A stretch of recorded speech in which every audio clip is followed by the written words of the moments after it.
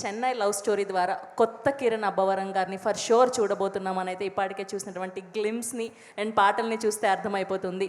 మా రాజావారు కిరణ్ అబ్బవరం గారిని మాట్లాడవలసిందిగా రిక్వెస్ట్ చేస్తున్నాం. అందరికీ నమస్కారం అండి. ఇక్కడికి వచ్చిన వాళ్ళందరికీ థ్యాంక్ యూ సో మచ్.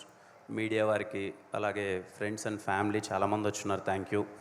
ముందుగా మా ప్రొడ్యూసర్స్కి thank you so much sir. ఇంత మంచి ఇనిషియేటివ్, ఇంత థాట్ని ఇనిషియేటివ్గా తీసుకొని స్టేజ్ పైన ఇంతమంది మ్యూజిక్ డైరెక్టర్స్ని చూస్తుంటే చాలా హ్యాపీగా ఉంది. వచ్చిన ప్రతి ఒక్క మ్యూజిక్ డైరెక్టర్కి పేరు పేరున thank you so much sir. చాలా హ్యాపీగా ఉంది మిమ్మల్ని అందరినీ స్టేజ్ పైన చూడడం.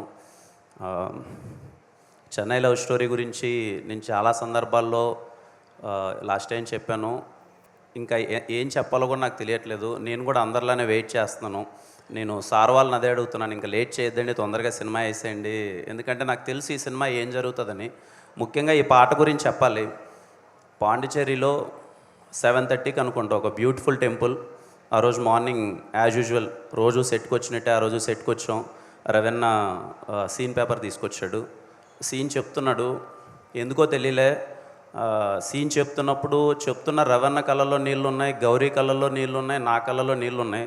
ఒక వెరీ బ్యూటిఫుల్ ఫీలింగ్.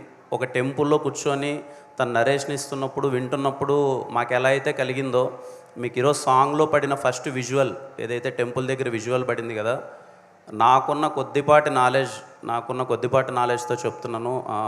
ఆ సీన్ అన్నది ఐకానిక్ సీనిక్గా తెలుగు సినిమాలో ఎప్పటికీ నిలిచిపోతుందని నేను అనుకుంటున్నాను, నేను నమ్ముతున్నాను. అది షూట్ చేసేటప్పుడు రవీణకి చెప్పాను.